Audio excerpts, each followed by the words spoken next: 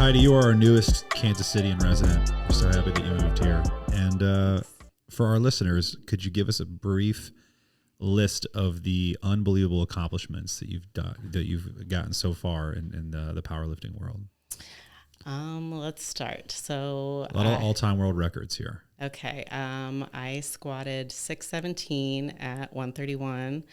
That's a world record. 535 deadlift at 132. 132 is my weight class, so I guess that's why I said 131. But that's Well, it matters. Big squat, yeah. Then I moved. Oh, the total that was 15. I don't even know. I don't know my own world records. Isn't that sad? 1503, I think it is. 1503 at 132. And then I moved up to the 148s, and that's when I got a 685 squat. Deadlift 525. And then I broke that total. It's over 15 too. This is so sad. Most people know all their numbers, but it's Sure. just like, but when I went into the unlimited, that was when I went over 1600. What's the unlimited for our listeners? Unlimited is a banded banded bench shirt. That's like so in multiply you have like a SDP, which is like it's like a band, like a bench shirt that you wear, and it like assists, but it assists you, but it like works against you as well. It's hard. It's really hard. Most people think like, oh, I'm gonna put on a bench shirt and I'm gonna bench 1,000,000 pounds, and it's hard. But like if you have a band shirt and it's it has more give. It's like it's very stretchy, but it has its own division. So it's an unlimited division. So it's just a different division than multiply. So you have like raw, you have single ply, multiply, and then unlimited. And I only did like 2 meets in unlimited, but I broke those world records as well. So, but that was like, that put my totals over 16, I think 1635 or something like that. But let's see. So that was 132, 148, and 165 that I had world records in. So, and most of those are in multiply divisions, correct? Yes. So for a lot of people, a lot of listeners, when they see powerlifters, they don't necessarily understand the difference between like the raw category and multiply category. Could you go into what the differences between those two are and how they differ? Yeah. So you have like the raw division, which is just like knee sleeves. Roll up to the gym, put it on my back. Yeah, that's it. Wrist wraps, belt. And then you have single ply, which is just like single ply equipment. It's like reinforced. Like you wear briefs, you wear, a suit. So it's just like, it's equipment that you wear that assists you to lift. And then you have, which a lot of single ply, for those who are listening, is like what you would find in USPA or any of the like international meets typically are going to be like single ply type meets. Is that correct? Yes. So a lot of like universities have a lot of single ply. I know Ottawa's pretty big here. Yeah. In single ply, so that's pretty cool.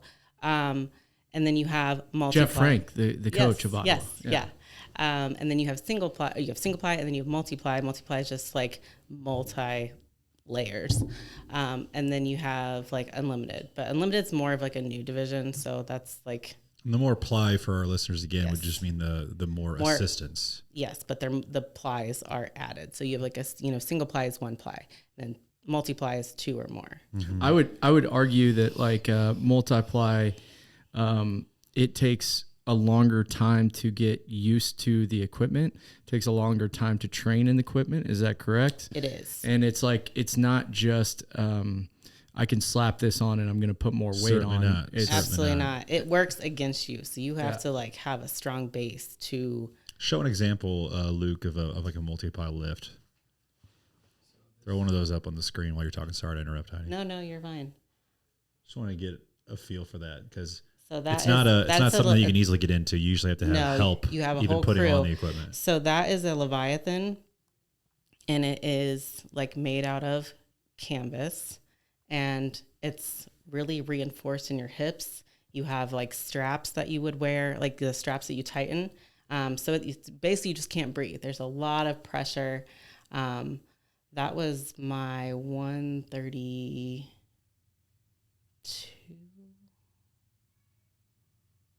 600 pounds. Yeah. Explain to the people what putting 600 pounds on your back as a 132-pound girl is like.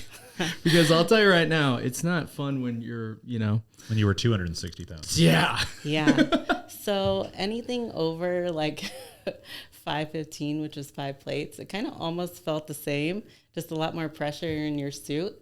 But it gets scary. Yeah. Squatting is the scariest lift for me because it's like, well, I mean, if you go down, you go down. If for deadlift, at least you just drop it, right? But squat it's scared the shit out of me, honestly. But it was one of my lifts that I was just really good at. But 600 pounds on your back feels like 600 pounds. Yeah. How much? And in multiply, you got to push your knees out and sit back, or else your knees can cave in, and that's when it gets dangerous. So this is where I hit 617. This was at the WPO in Florida. Unbelievable. So, yeah. Holy heck. Yeah, that was. Talk to me about this though. When you're, obviously you're lifting this, literally all-time world record type weight. How much do you think, the mental toughness of this goes into it? Huge. I would see a lot of girls that were capable, even men that were capable of they could perform in the gym. They could put insane amounts of weight on their back. And if you don't have that like mental component, you can't. They didn't show up at the meets. They were the strongest in the gym until it came time to meet there's day. this one girl, I was like, you have the capability to break my records. Like you were there. You could surpass me. And she was just like, it's like a deer in headlights. She's, she would perform these crazy numbers in the gym and then get to a meet and it's like mentally just fall apart. Mm-hmm. It's like you have the strength side, but the mental side is something that it's not, and I see that with a lot of like newer lifters. I was one of them, honestly. I didn't have any background in strength, sports, nothing. And then like, I was just a mom who lifted and I didn't have that mental side. I would kind of like, I wouldn't fall apart. Like I wanted it, but I would just like, it took a while to have that mental side. But I think that's probably more important than the physical side. Like you can gain physical strength, but like having that mental side is huge. Yeah. How'd you get into, for those that, are listening to this, it's not like you can just walk. Most people don't just walk into the gym and they're like, you know what I'm going to start doing? I'm going to be a multiply, power lifter, because it takes a lot to understand the equipment. It's virtually impossible to do it without having a crew lifting with you. Explain to everyone like basically what brought you into the sport, because it's not something that a lot of people can just pick up on their own. There's not a lot of familiarity. Yeah. So basically what got me started is like, I knew that I wanted to be in multiply, but eventually like you have to build a strong raw base. So let's start from the beginning. Actually, I went to an all women's gym and that's like when I found fitness. Like, my daughter was probably 3 or 4 at the time. And that was like my 1 hour a day to like myself. I hated the gym, but I would make myself go because I would feel better afterwards. I'd get some time to myself and I'd be like, I just would overall be better. And it's not that I had like all these physique goals, but like I just wanted to look good, feel good, keep up with the toddler. But initially, like when I went to the gym, like I remember I was only doing cardio and I'm just like, well, I'm not like seeing this toned body that I want. And then eventually I got into like kickboxing classes and all this stuff. And I'm just like, I'm still not seeing it. So then I would go into the weight room, and that's when I started seeing results, and I started getting strong. I remember like when my first goal was to bench a plate. Like I thought that was so cool. And one big wheel, 45. One big wheel. So then, you know, fast forward, I was, let's see, benching like 150-ish, deadlifting around 275, and then squatting like almost 3 plates, not quite. So without competition starting her up, you were still taking time to max out on these lifts. Yeah, but I didn't know what I was doing. In an all-women environment at the gym. Yes. Cool. Which, you know, that alone is just not something you 3 wheels without like making it a primary focus is crazy. Yeah. So then I started like lifting with, you know, Riley's dad. He's kind of what got me into powerlifting. I remember he started going to like a powerlifting gym because he was going to his own little, you know, whatever local gym, and I was going to a women's gym, and then sometimes we would lift together. But then he went into like powerlifting, and so then like when I went to his first competition, I was like, I'm like repping what these girls are maxing, so like why not try that? So then I started going to his powerlifting gym, and I was like, this is nuts. These people are like smacking each other. I mean, it was nothing I've ever seen. It was wild. They Chalk had and death metal. They had these crazy. What was the name of this powerlifting gym? This was Larry Pacifico's gym, so it's Pacifico Power. Cool. And it was wild. Like I had never been in that environment. Like this is up in Ohio, right? Mm-hmm. Okay. Yep, Dayton, Ohio.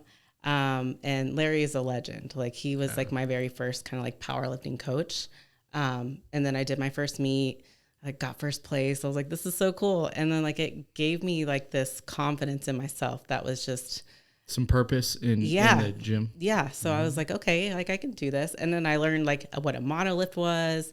A monolift is like where the hooks pull out so you don't have to like walk out weight. It was like, that was my very first meet. And if a gym has a monolift, then you know you can take them serious. That was a hard thing to find back then, especially. Yes. So that was... What years was this? 2013. Nice. Yeah, 2013. So Very cool. That was like my first meet. And then that's like... So your first meet you did classic raw, just reps? Yes, split just reps. Yeah. And then I did a meet like 6 months after that. And when I saw like the multiply people, I knew I kind of like wanted to get into that. So that was like, you know, I knew I had to build this strong raw base before I could get into that, because if you're not strong, that stuff will just fold you right over. Mm-hmm. I mean, those bench shirts, I remember I put my first bench shirt on and my arms were like here, and they're like, yeah, just like, you know, open it up. And I'm like, it's almost impossible. Like you're doing a row just to put your arms back. That's why it takes so long, because the pressure just like has to build. I mean, it's hard. It's really hard. So what attracted you to the multiply from that raw point? Like you had just won first place. You know, you had shown that you had all this potential, and you're excited about like digging in further into the sport, right? What was the attraction to the multiply division that made you want to really dig in there? It just looked really challenging. Like I wanted that challenge. And I seen people do it. So I'm just like, that just seems so cool. So I want to do it. And then like her dad got me into like the multiply scene, but it was just like, that was like I knew I wanted to like, so my first goal was to get 1,000 pound total. And then I would go into multiply. So that was like, that's what I wanted to do. And that's, you know, I did that, and I wanted to see what I could do in that. And like the first time I put on a shirt on, I benched 285. I was squatting close to 5, and then deadlifting, you know, 480-ish. So I was like, okay, I'm kind of close to world record. So like, why not go after that? And like my first, to put it in perspective, when I first got into it, the 132 total record was 1333. When I left the 132s, I pushed that over 1,500 pounds. No Holy shit. heck. That's awesome. That's demolishing some records. Yeah. Yeah. And what was cool is my training partner, like, she's like, you're going to take my records. So I ended up taking those records. So that's cool. It was neat. So you said your first meet, you did 485 on deadlift. Is that right? This was like in the gym. So I did my first multiply meet in like 2015, maybe. That was in Columbus. And I squatted 505, bench 285, and then, or maybe it was 285, 290, somewhere around there. And then deadlifted 485. So, I mean, which, in multiply, you don't get a ton out of, multiply with deadlifting all that much. I mean, not in comparison to like squat and bench, right. Correct? Right. Yeah. So the 1280 total was my first. So that's why the world record, I didn't get the world record total at that one. I don't think I got any world records at this meet. This was my very first. Was Brian Shaw 12. Spotting you on that? And who the hell? Friggin' tank behind you. His name is Corey. He's still a good friend of mine. So that was my first multiply meet, 2015, 1280 total at 132. That was like a 480 deadlift. Now, one of the biggest risks of powerlifting like this, Heidi, is injury. Yes. Tell us about just, what was going through your mind and when the biggest injury of your career happened. What was that and what was going through your mind as far as getting back to being able to compete again? So honestly, I had competed from 2015 to 2019 with no injuries. I was like constantly, I would only do 2 meets a year, but I would always make progress. I would, I would always up my totals, up my world record, squat, deadlift. And I almost felt like invincible because I was, I had no injuries. I was feeling good. I was making progress. And then I started getting like these micro fractures in my arm, and the inevitable happened, and I fractured my my ulna and my radius. Here's my scar. Oh, damn. Yeah. So like when was this mid bench? Yeah. So I was benching for 415. That's a number I'll never touch. So I remember like I took 400, the first one, and it went incredible. Like it was the fastest I've ever benched. So is this my injury one? I won't see it. Nope, you're good there. Okay. Yeah. So that was 400. I jumped to 415, and then that's when my arm went this way and my bones went that way. Right. So that was was it compound fracture? Yes. Like that's where that scar is, because that's where it went out the other side. Yikes. Yeah, we're not watching that one. Yeah, I have never seen it. Everyone's like, "Oh my god, that's so cool," and I'm like, "No, I don't." Is it on your Facebook? No. It's no, it's on the Elite FTS website. It's on I did an interview there, and it's on there. But and there's other people that have that. And my coach at the time, Zach Whalen, he was like under his car, like fixing something, because he didn't go to that meet, but because it was in Erie, Pennsylvania, and he had his little phone up, and he's doing something under his car, and he's like, no, this isn't happening. And I'm like, it was like catastrophic. It's the biggest fear for everybody that's lifted that kind of heavy weight. I remember just like it happening, and it's like an out of body experience. Like you just don't believe that it happened. And then, it was so wild because the ambulance, like it took forever to get to me. It was awful. They just like hysteria. I mean, were you just went like into shock basically? Probably. I was into shock, but I knew like I had a wrist wrap on and like my bench shirt. So yikes. So I knew if I took that off, like it was kind of serving like as a tourniquet. So I was like, don't remove that. So when the squad came, they're like, yeah, we're gonna take this off. I'm like, I don't do it. They did it, and just blood went everywhere. So they like put it on real quick, and it was awful. But those plates are in there, and the guy who did my surgery, he was an Army medic, and he's like, once you get back to Cincinnati, don't take those plates out. And he's, I had other people that, What was his reasoning behind not wanting to take the plates out? Because I guess like most doctors like want to take them out and like let they don't want the metal in there. But then when I went back to Cincinnati, I went to a sports ortho, and they were like, yeah, we're gonna take this out. And I was like, I've been really advised not to do that. And the Army medic doctor, he sent all this, like these articles, and he's like, don't take them out.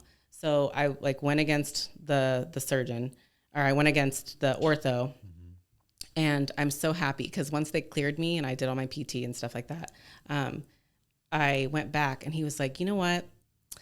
I'm so glad that you were so resistant to it, because he does a bunch of athletes, and he's like, I'm finding that people that take those out, they're refracturing, like, right, faster than people that leave them on. Mm-hmm. So I was like, God, thank God I just like listened to him. But there's other people that have that injury, and they have, I kind of like, they had left them in, or the people that didn't leave them in, they're like, I'm having a bunch of problems with it. So I'd done my own research, and I guess, you're your own advocate for your body. So on the road back to recovery, though, let's get into, lifting again. So talk about the mental toughness of getting under the bench again. So Louie signed me up for a meet 6 weeks later. We can't just casually be dropping Louie in the podcast, not describing who that is. Yeah, we need to go Louie back Simmons. and talk about how you're training at Westside. Can't just skip right over that. Sorry. Oh, Lou Dog.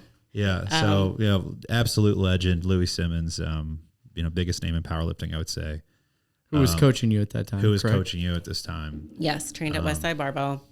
Driving 2 hours every day to get there. Every day. Not every day, but like I train twice a week. Who'd have thought the guy that pulled, did he have like a tracheotomy that he pulled out of his throat to like do a powerlifting meet? Who'd have thought that guy would have signed you up for a meet 6 weeks later? Who would have thought, right? Compound fracturing your arm. He did not care at all. But he signed me up for a meet. I said, I'm not doing that meet. And he's like, why? I'm like, my bones, like, and I showed him my bones. I showed him my x-rays, and he's like, you got metal in there, it's fine. And I'm like, no, it's not, my bones are not together. Like the metal's holding them together. Right. And I said, you've, like, every injury that you've had to heal multiple times. I said, I'm healing this one time. And I remember he was pissed. He was pissed at me for a long time. So he was like telling me, like, you're not going to come back from this. Like, he was like, you can't, you're getting under that bar. Like, it's going to be, the more you wait, the harder it is. And I know he knew, he believed in me, but he just wouldn't admit it. And he wanted to make me question myself. So I would get pissed and I'd just do a meet. But he's hard-headed. I'm hard-headed. And I waited till I was ready. And this was because COVID happened. I didn't compete till 2021, I believe. Mm-hmm. And he was pretty pissed at me. But when I signed up for my first meet after that, he was like, all right, So when I broke the squat record, the total record, maybe the deadlift record at that meet, and he hugs me afterwards, and he was like, see, I'm glad we waited. I told you. I told you you'd come back from this. And I was like, yep. Sure did. Glad you came up with that idea. Sure, that is cool. You did all that post, blowing your arm out. Yeah. So that was very. That was this meet right here? No.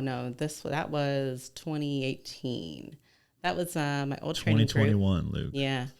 Yeah. So that was that's Laura. Also world record holder. So. Yeah, she was my coach for a while. So you're around a lot of strong people up there. A lot of strong people. What let's talk about like how you switched from the Pacifico gym into Westside. Like what was that transition? I didn't switch to Westside from Pacifico's. I was at Pacifico's for a little bit, and then I started to train in Cincinnati with Laura's group. After I did my first meet at her gym, and then I wanted to train with those girls, but it was kind of like, you train here. You need to train here. And so, but it was like, I wanted to train with all those women are incredible. And that's what I wanted to do. But like, it's kind of like a loyalty thing. You kind of like, if you're here, you need to stay here. But I was like, no, I want to train with them. So I ended up leaving Pacifico's, trained at Laura's with her group for, almost 5 years. And then that was like an incredible pivotal moment for me in powerlifting, because it's like we had like 5 to 8 really strong women. I mean, there's one girl, her name's Janine Whitaker, and she was like one of the first women to squat 600 raw. Like, she's an animal. So I was like, I want to train with these people. So she actually was from Pacifico Power. So she went to Laura's with me. And so Pacifico Powers was in Dayton. And then, so we drove an hour to Cincinnati to train with Laura. And it was just like, that was such a strong group of women. And it was like, that taught me a lot.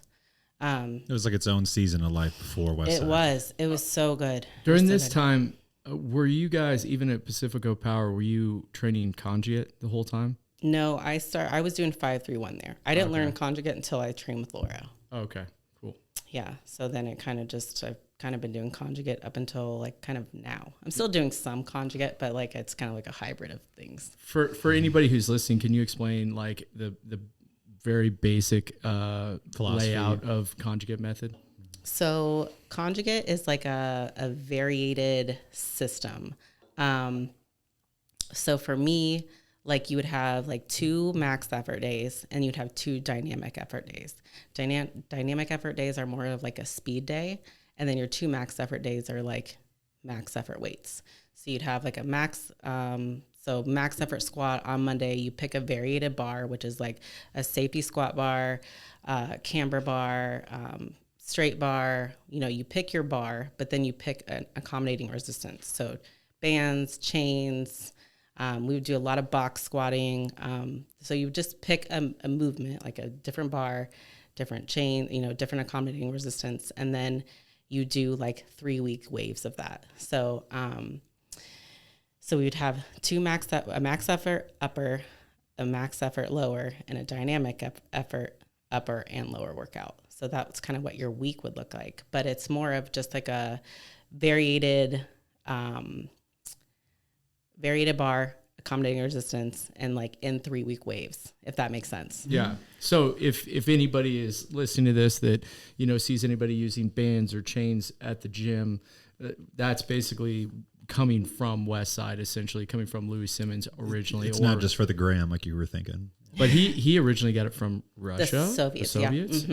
Yeah. And so, and like the books at Westside like will go through all of that. So highly recommend reading all of that, because it's just information that's once you first started talking with Louie and then eventually joining and going to Westside to train.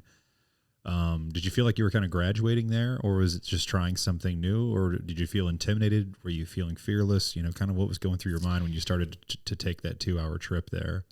I felt kind of fearless, honestly. When I knew when I would make that jump that it would be a lot of growth for me. So I knew leaving everything that I was comfortable with. And I turned it down initially, but it scared me. So I was like, I'm going to do it.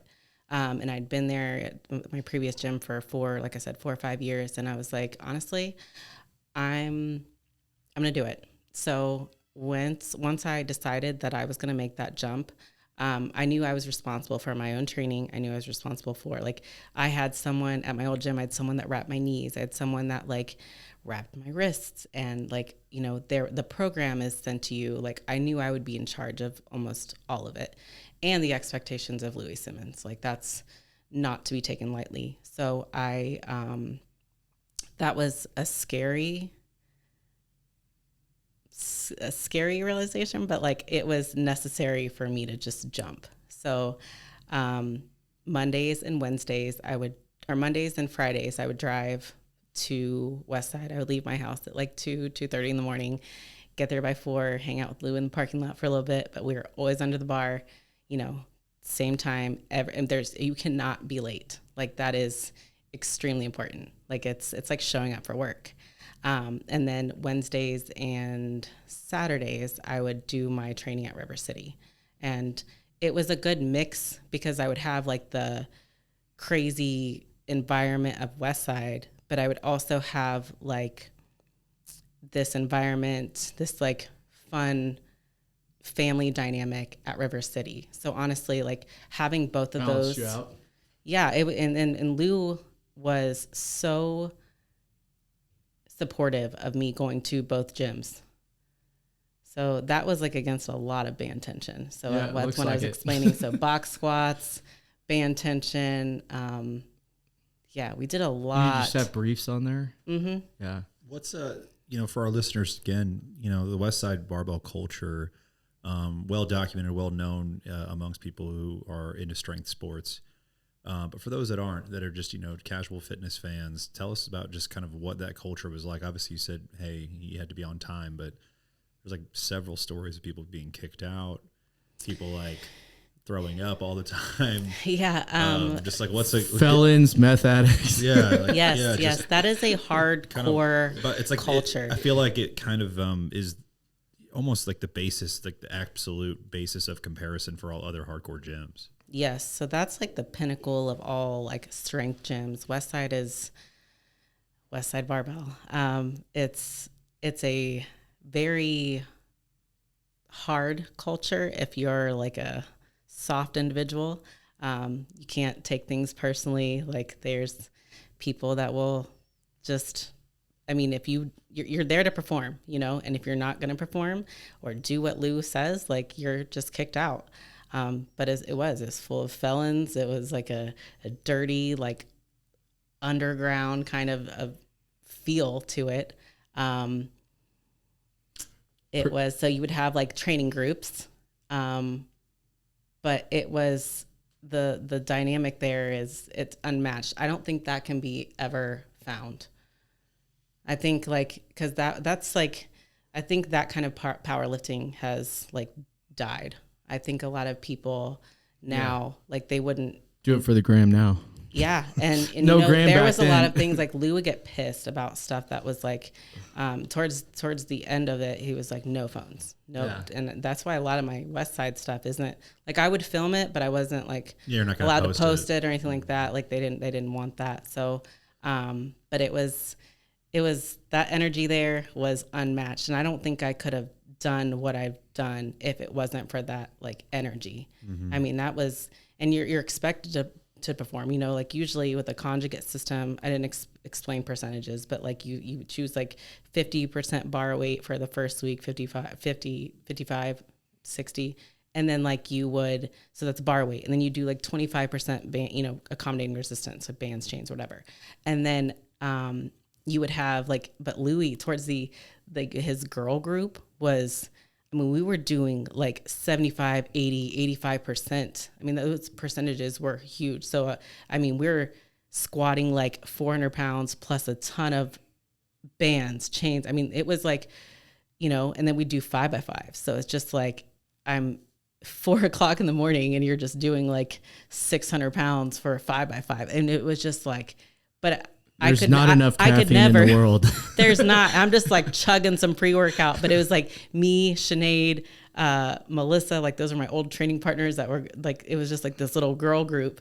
And we all have like super curly hair. So yes. The two curly, like dark hair, curly hair girls. But that's Sinead and Melissa. And it was like an unstoppable group. Like they're just, their energies were just unmatched. They're crazy. But Lou would call us his curly-headed fucks. That's funny. And he would even like get us like for Valentine's Day, he would give us a little box of chocolates, and he's like, eat those, but don't get fat. But that's Jeremy, and that was an intern, and then Kylie. But it was such a good group. But like, you cannot, that was the morning crew, but it was, it was a hardcore gym. You cannot be. The proof's in the pudding. I think, yes. Westside, over the years, over 140 world records there, that board was everything to Lou. Yeah. Everything. Yeah. See that board.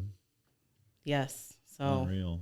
Which I think, the original board like that, it's like a lot of gyms have that now, but that's the board. Yes. Not another board like it. No. And I don't think there ever will be, based on, for those that are listening, Louie Simmons tragically passed away, which is about 2022. I was going to say just a couple of years ago now, 3 years ago. Crazy. And Westside Barbell has kind of moved away from being the epicenter of powerlifting since his death. Is that correct? Powerlifting is just kind of, it has morphed over the years, it has. In like I competed in the late 2000s and then early 2010s. Early 2010s. And it's like, there was a point there where, you had like Eric Lillibridge and you had like Dan Green, like a lot of like raw power lifters hitting the scene, and that was at the same time as like social media was happening, and it kind of changed, like we were talking about earlier, it kind of changed powerlifting. And I could see how a guy like Louie Simmons, because I used to watch like the YouTube videos. I think YouTube came out in like 2005, and I was watching like old like VHS things that were uploaded to YouTube from Westside around that time. And it was just a different culture, It was. And that's why I said, I don't think that culture can be like replicated anymore. Like we were talking. I don't even know if you could get away with half of this stuff. No, when people are like, we were talking earlier, like people like living in their cars, and like, they're just such a different dynamic now. And the diet back then was like McDonald's and stuff, wasn't it? Just, yeah. It was just like whatever shitty you food, could eat. yeah. Everybody would just crush shitty food. Yeah. Well, I mean, it was such a sub culture. It was, that's kind of what attracted me to the sport in the beginning, because I was like, it's like your own little thing that nobody knows about. Yeah. And with social media now, everybody knows about it and like incorporates it into their training in some capacity. Everybody has an opinion on it, which is. I think like it was kind of like where Misfits went, right? So it was like that culture. And then now, like through the years, it's like more like normal people are getting into it. Mm-hmm. So, which I think CrossFit also probably did a lot for that too. I agree. A lot of people came into like doing more like weightlifting through that. Yeah. And they were like, I don't want to do as much cardio. I just rather do weight. Started taking off for that as well. And so that grew. Yeah. But to what you were saying, they went, I guess, in a more so of a different Westside, went in a different direction. But they have, I know they don't do a whole lot of like powerlifting anymore. I guess they do. Like they have, when I visited, they had like a UFC ring area, but they have like high schoolers that train there. They don't really have a like sports performance. Yeah, it's like become more of a for-profit gym than would be for a culture gym, if that makes sense. I don't know if it's for profit, because like people train, they don't charge anything. You know what I mean? Oh, the gym doesn't cost any money? No. Is it still invite only? Talent. I don't believe people are like more. They're not training.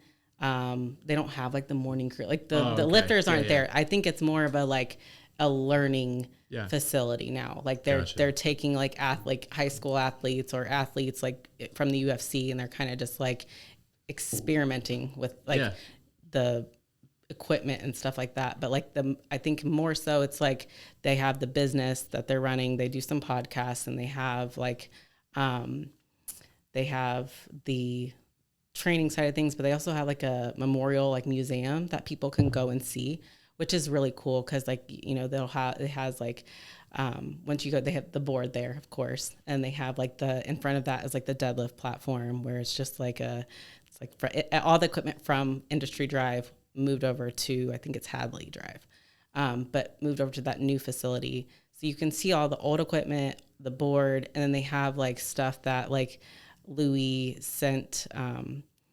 There was like his leather jacket. They have his first squat suit. They have the blueprints you were saying. They have like for the reverse hyper. They have all kinds of different things there, and then they have like his first pair of briefs that are like made from pillowcases, which is really cool. And then he had a pair like of Chuck Taylors that were like he like glued on this heel to it to have like a pair of like lifters. So you can see all that stuff, and you just make an appointment to go there. But it's just like, it doesn't have that like hardcore training dynamic that has like died. I think that died when Louie died. Didn't he make his first bench suit out of like jeans or something like that? Yeah. He was always innovating new things. Yeah. So, multiply powerlifting was the epicenter for that was Westside for the longest period of time. Yes. Has that changed? Is there a new gym that you would consider to be like the epicenter of multiply lifting? I actually have kind of seen more multiply lifting on my feed, in recent years than I had. Getting some kind of a resurgence. Really? Yeah. I think quite the opposite. Yeah. But, but maybe because I've gotten away from it because I'm more on like the raw side now. Yeah. But I think like your algorithm's not sending you that anymore. Also, maybe, I click on, like your feed. I might have just been like, oh, this is cool. And it just is feeding more. I think like the people that are still doing it, like, but I feel like it's not like on an upward trend. Yeah. I don't think like it's. Oh, probably not. Strong Barbell Club just hosted a meet last weekend. We can just ask, how many people are asking to want to. 0. Exactly. 0. Yeah. But that was a raw meet. But I think that like other they meets have, they host, what I'm saying? It's just like, what's the demand? What's the demand like, right? Yeah. And especially like in this area. But to answer your question, I think Elite FTS, I know previous Westside Barbell members are going there. I think that they, Dave Tate is such a great advocate for that. So I don't think it'll ever die there. Because if you want to learn that stuff, you go there, But like, I think, as far as another kind of West Side feel, I think Elite FTS would be like the closest thing. I think so. Yeah. And Elite FTS is the compound. I feel like that is such a cool place to visit. If you even if you're like a raw lifter, single ply, like Dave Tate has everything there. It is such a cool gym to visit. Mm-hmm. So it's amazing. What do you, so one of the main pushbacks when the beginning of when raw powerlifting started kind of taking off, one of the main pushbacks people would say against like geared lifting or multiply lifting is like the depth issue on squats. Have you ever had people come at you in your comment sections about, depth issues or, what's your opinion on that? I think multiply was very, like it is harder to hit depth, but you just kind of have to force yourself to do it. Yeah. I think we're all guilty of squatting high, but I would always try to make sure that I hit depth. I think that is, we don't like when I was in multiply, I would see a lot of lifters, they just get so mad because everybody's like, oh, multiply is high. And I'm like, well, don't be that person. Like, like this standard is stereotyped. Like, don't be that stereotype. So, but I think that, while it is harder to hit depth, but like, you got to figure it out. I feel like it out, but it is stereotyped for multiply lifters to squat high. And it's like, I don't want to be that person, but I think the pinnacle of that was it Dave Hoff that squatted like, or Hoff, was it Dave, right? Like 1,300 pounds or something ridiculous like that. Yeah. And and it was like just, it was like Brian Carroll hit 1,300. I don't know. I know Dave hit something close to that. I don't know what he had. I feel like Brian Carroll might have been one of the best guys at like hitting depth in multiply ever. Like it seemed like most of his squats were always like great. He did that like dip at the end, where he'd get like all the way down and then just kind of dip down. And that's Dave Hoff. Which is he still the world record holder for men in super heavyweight? I don't think anybody, and I have been kind of removed from this, so I really don't know. But I think like Dave Hoff is just Dave Hoff. He is, unmatched. But Dave Hoff always, like he was always very good about like hitting depth. That was when he like pushed Louie. But Brian Carroll, I think that 1,300 was a little high, I'll be honest. Yeah. But I've even told him that. I'll tell him that. But so it does have a stereotype, and I think that's why a lot of people can't take it serious.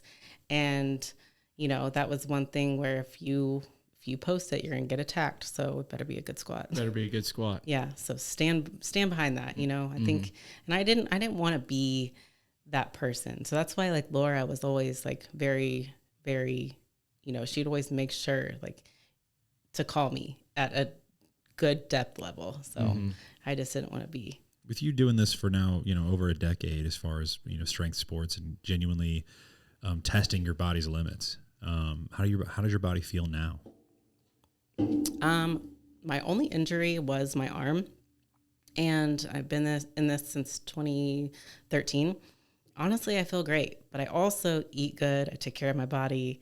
You know, I make sure that I'm warming up well. So like, I'm 36. I feel a little old when I wake up, but other than that, I feel pretty great. I did make a promise to myself that I won't be in this at no platforms over 40. Done with that. My boyfriend, Mike, he's 41 and he's about to compete in Chicago like next week. And he's raw, but he's done a lot of other things, but he's 41 squatting 700 pounds, you know, and he's, you know, we feel a little rough, but like, other than that, like, just depends where you are in your training. Like closer to the meet, you feel like shit. And if you don't feel like shit, you didn't do anything. You didn't do your something's wrong. I remember like when I take my openers, I'm like, if they feel like shit, I know I'm on the right track.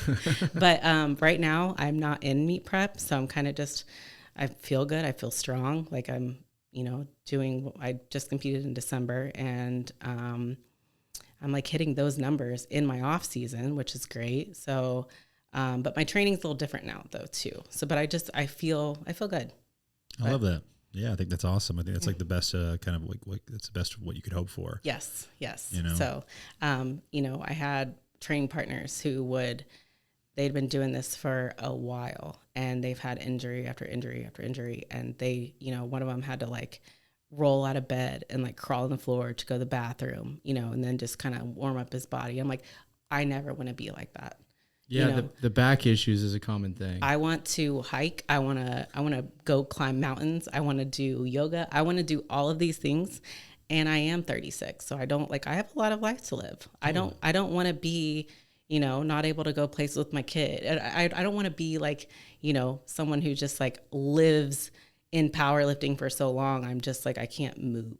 Like, I don't agree with that. With your daughter, you know, watching you spend so much time in the gym as she was growing up, what's her relationship like with the gym? Does she have one? She is very, she's very skinny, she's very toned. And she's like, I don't have to go to the gym, Mom. She's like, I look great. Like, Riley, eventually that's going to catch up with you. But, my thing with her is like when I had a garage gym and she would kind of deadlift with me, she's actually really strong. She was deadlifting her body weight. And I'm like, Riley, like, you could take your mom's records. She's like, no, Mom, I don't want to do it. And like, eventually she was just like, she would come to the gym with me, but she was just like, I'm not, it wasn't her thing. And I'll never force that on her. Totally. So, but now that she's like, you know, a young adult, I'm like, you have to find your form of fitness, because I think everybody does. I think people just need to, you know, if it's not weightlifting, if it's yoga, I don't care if you're walking, just move. You know, I think some people are like, they feel like crap because they're eating like crap. They don't go outside their house. They're not moving. And they're like, I'm so depressed. I'm anxious. And I'm like, well, no shit, you're not moving. Like, you need to move. You need to just, you know, I'm the only one in my family that's not on anxiety medications, antidepressants. And that's because of the gym. Mm-hmm. But that's why I was like, Riley, you have to find your form of fitness. So if she likes hot yoga, we'll do hot yoga. You know, like if it's hiking, we'll go hiking. But I am a firm believer in she needs to just move, not scroll TikTok or anything like that. Just that's awesome. True. Yeah. So true. I think that's important. On the antithesis of you know, finding your form of fitness, you've moved to Kansas City. You lived here for about a month now. Yes. And shout out Mike, your boyfriend. We've known Mike for years, and he's an awesome guy. I've had some great conversations with him. Where is he taking you to eat barbecue? My favorite is Jack Stack. Oh my gosh, you have a favorite already. I love Jack Stack. Boom. It's awesome. It's classic. Great. Yeah, we love it. He's taken me to a lot of places. There is a what is it? Oklahoma Joe's or something Casey like that. Joe's, Oklahoma Casey Joe's, whatever it's called. That one's really good. He's taking me to a Q39. Q39. Yeah. So he's taking me to He's taking you to some hot spots. Yes. So I just need to take you to slaps. I never thought I was like a big barbecue person. So I'm like, whatever, it's just barbecue. I'm changed. It's an art form. My whole life has changed because of it. It's so good. Yeah. So doesn't Mike get into barbecue himself? Does he smokes meats and stuff like that? Yeah, he can cook. As I say, I thought he was a gifted barbecue guy too. Yeah, he is. So When's his meet? February 8th, Chicago. I saw him post day before the Super Bowl. His last video that he posted, he was like, "This I haven't had this on my back in 2 years. It felt like shit." Longer. But so he's doing a abs meet in like I said in February, and then he's going to Miami in April. And he doesn't usually do 2 meets back to back, but he's like, "Let me do a power bar meet," and then he'll do Ghost Clash, and then we never do 2 like I won't prep while he's in prep because it's a recipe for disaster, right? So like we'll focus on his, and then pray for me because he's going through 2 meet preps. So we'll see. But that's going to be really testing this relationship. Yes. So, but he's doing that, and then I'll probably do one in the fall. But there's some good opportunities for meets this year. So very cool. Very cool. Yeah. So there's that, and then so I don't know. We'll see. We might even go to Dublin. That'd be cool. That would be cool. That'd be really cool. It's one of the places my wife would love to visit the absolute most is Ireland. Yeah, that'd be so cool. Yeah. So, but he's amazing. He's been in the powerlifting for like 26 years, and I've learned a lot of. He's the one that kind of got me into the raw space because I've never done a sleeved meet before. So that was like very interesting. He's like, "Why don't you just get a 500 dots and like, if you want to do it, do it. If not, call it good, whatever." But that was interesting, and he did most of my prep for that, and it went really well. So I believe in him. Like that's in December, and I've never been like a knee sleeve. This was like raw for me. So. But yeah, he helped me with that, and he's an incredible coach, and he's like made me a better coach because he has a lot of lifters that he develops like these relationships with. Crazy depth right there. Yeah, I mean that's way deeper than multiply, guys. Right. Got to change up that stance a little bit. I did. I had to change up a lot, but like he's helped me with a lot of it. So he's a great coach. I really I've learned a lot from him. Only ever heard great things. Yeah. 450 deadlift. That's twice as much as producer Luke can do.